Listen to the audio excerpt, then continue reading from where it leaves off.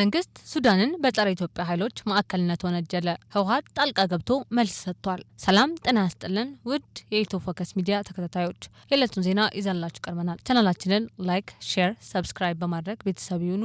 ወደ ዝርዝር ዜናችን እናልፋለን። ሱዳን ለተለያዩ ጸረ ኢትዮጵያ ኃይሎች ማዕከል መሆኗንና እንዲሁም የሀገሪቱ ጦር የህወሓት ቅጥረኛ ተዋጊዎችን እየጠቀመ መሆኑን በመግለጽ የኢትዮጵያ የውጭ ጉዳይ ሚኒስቴር ከሷል። የኢትዮጵያ የውጭ ጉዳይ ሚኒስቴር የሱዳን ጦር ከኢትዮጵያ የተነሱ ድሮኖች ጥቃት ፈጽመዋል በሚል ያቀረበውን ክስ መሰረተ ቢስና በውጭ ኃይሎች ትዕዛዝ የቀረበ ሲል ውድቅ አድርጓል። የሱዳን ጦር ባወጣው መግለጫ ከኢትዮጵያ ባህር ዳር ከተማ የተነሳ ድሮን የካርቱም ዓለም አቀፍ አየር ማረፊያ ላይ ጥቃት አደርሷል የሚል ክስ አቅርቧል። የካርቱም ዓለም አቀፍ አየር ማረፊያ ላይ በተፈጸመ ጥቃት የተባበሩት አረብ ኤሚሬትስና ኢትዮጵያ መሳተፋቸውን ማስረጃዎች እንዳለም ገልጸዋል። መጋቢት ወር አንስቶ ከኢትዮጵያ ባህር ዳር አየር ማረፊያ የተነሱ 3 ድሮኖች በአገሪቱ 4 ግዛቶች ውስጥ ጥቃት መፈጸማቸውንም በማንሳት ከሷል። በተለያዩ ማስረጃዎች የተባበሩት አረብ ኤሚሬትስ ንብረት መሆኑንና በኢትዮጵያ ግዛት ውስጥ በባህር ዳር አውሮፕላን ማረፊያ ተነስቶ ጥቅም ላይ መዋሉን እንዳረጋገጠ በመግለጽም አቤቱታ አሰምቷል። የኢትዮጵያ የውጭ ጉዳይ ሚኒስቴር አስከትሎ ባወጣው መግለጫ የቀረበውን የሱዳን ክስ መሰረተ ቢስ ሲል ውድቅ አድርጎታል። ይልቁንም በሁለቱ ሀገራት መካከል ላለው የወንድማማችነት ግንኙነት እውቅና ሲል የሀገሪቱ ጦር የሚፈጽማቸውን ድርጊቶች ይፋ ከማድረግ መቆጠቡን ገልጿል።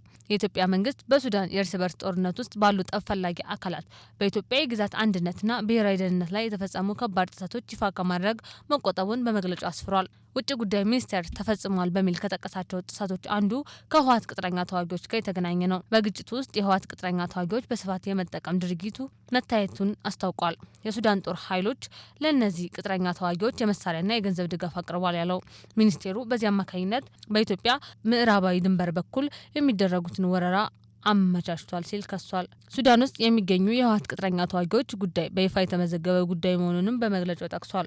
ሱዳን በተለያዩ ጸረ ኢትዮጵያ ኃይሎች ማዕከል ሆና እያገለገለች መሆኑን የሚያሳዩ ሰፊና ተአማኒ መረጃዎች አሉ ሲሉም ክሱ በማስረጃ የተደገፈ መሆኑን አስረድቷል።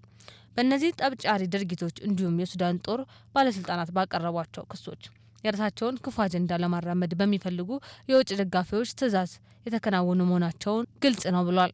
ኢትዮጵያ ከሱዳን ህዝብ ጎን በአጋርነት መቆሟን እንደምትቀጥል የገለጸው የውጭ ጉዳይ ሚኒስቴር መግለጫ አገሪቱን ከገባችበት ቀውስ የሚያወጣ ወታደራዊ መፍትሄ እንደሌለ አስረድቷል። ኢትዮጵያ በሱዳን የእርስ በርስ ጦርነት ተፋላሚ ወገኖች መካከል ንግግር እንዲደረግና አስቸኳይ ሰብአዊ የተኩስ አቁም እንዲደረግ በድጋሚ ጥሪ አቅርበዋል። ቀጥሎም ዘላቂ የተኩስ አቁም ስምምነት እንዲሁም ለዘላቂ ሰላምና ለሲቪል አስተዳደር መመለስ መሰረት የሚጥል ነጻ፣ አካታችና ግልጽ በሲቪል የሚመራ ንግግርና ሽግግር ሂደት አስፈላጊ እንደሆነ በአጽንኦት አንስቷል።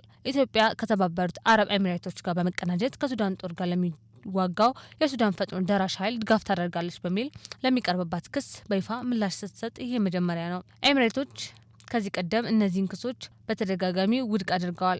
ህወሓትም ሱዳን ውስጥ የሚንቀሳቀሱ ቅጥረኛ ታጣቂዎችን አስመልክቶ መንግስት ባቀረበው ውንጀላ ላይ መልስ ሰጥቷል። ህዝባዊ ወያኔ ሓርነት ትግራይ ህወሓት የኢትዮጵያ የውጭ ጉዳይ ሚኒስቴር ቀጠናውን ለማዳከም ከሱዳን ጋር በቅንጅት እየሰራ ነው በሚል ያቀረበበትን ክስ ፈጽኖ አስተባብሏል። ድርጅቱ ሚያዝያ 28 ቀን 2018 ዓ.ም ባወጣው መግለጫ እነዚህ ክሶች ሙሉ ለሙሉ እቃወማለሁ ብለዋል።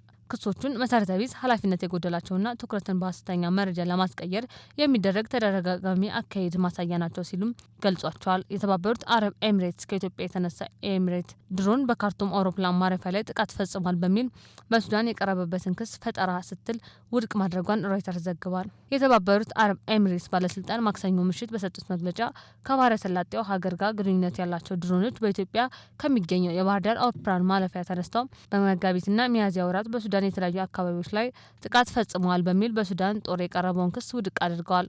የሱዳን ጦር ቃል አቀባይ ቀደም ብለው በሰጡት መግለጫ የተባበሩት አረብ ኤሚሬትስ ንብረት የሆኑ ድሮኖች ከኢትዮጵያ ተነስተው ሲንቀሳቀሱ ያሳያሉ የተባሉ ምስሎችና የበረራ መስመር መረጃዎችን በማቅረብ ክስተቱ የተባበሩት አረብ ኤሚሬትስ በሀገሪቱ ግጭት ውስጥ ያላትን ተሳትፎ የሚያባብስ ነው ብለዋል። ይሁን እንጂ ሮይተርስ ክሱን በተናጠል በማረጋገጥ አለመቻሉን ገልጿል። ይህ ክስ የቀረበው በሱዳንና በተባበሩት አረብ ኤሚሬትስ መካከል ለረጅም ጊዜ የዘለቀ ውጥረት በቀጠለበት ወቅት ነው። የሱዳን ባለስልጣናት የተባበሩት አረብ ኤሚሬትስ ለ3 ዓመታት ያህል ከሱዳን ጦር ጋር አውዳሚ ጦርነት ውስጥ የሚገኘውን ፈጥኖ ደራሽ ኃይል ትደግፋለች ሲሉ በተደጋጋሚ መክሰሳቸው ይታወሳል። ይህ ግጭት ሀገሪቱን ያፈራረሰ ሲሆን በአሁኑ ወቅት በዓለም ላይ ካሉ እጅግ አደገኛ ቀውሶች አንዱ ተደርጎ ተወስዷል። የተባበሩት አረብ ኤሚሬትስ ለፈጥኖ ደራሽ ኃይሎች ድጋፍ እንደምታደርግ የቀረበባትን ክስ በተደጋጋሚ የምታስተባብል ሲሆን ለግጭቱ ሰላማዊ መፍትሄ ለማምጣት እየሰራች መሆኗንም ትገልጻለች። ለቀረበው አዲሱ ክስ ለሮይተርስ ምላሽ የሰጡት የተባበሩት አረብ ኤሚሬትስ ባለስልጣን እነዚህ ፈጠራዎች ትኩረትን ወደ ሌላ አቅጣጫ ለማስቀየር የታሰቡ ናቸው፣ ሌሎች ተጠያቂ ለማድረግ ኃላፊነትን ለመሸሽ የሚደረጉ ጥረቶች ሲሆኑ ዓላማቸውም ጦርነትን ለማራዘምና እውነተኛን የሰላም ሂደት ለማደናቀፍ ነው ብለዋል። የሱዳን ባለስልጣናት በበኩላቸው ጥሰት ላሉት ድርጊት ምላሽ ለመስጠት ዝግጁ መሆናቸውን የገለጹ ቢሆንም ተጨማሪ ዝርዝር መረጃ ግን አልሰጡም። የዕለቱ ዜና ይህን ይመስል ነበር። በሰላም ዋሉ።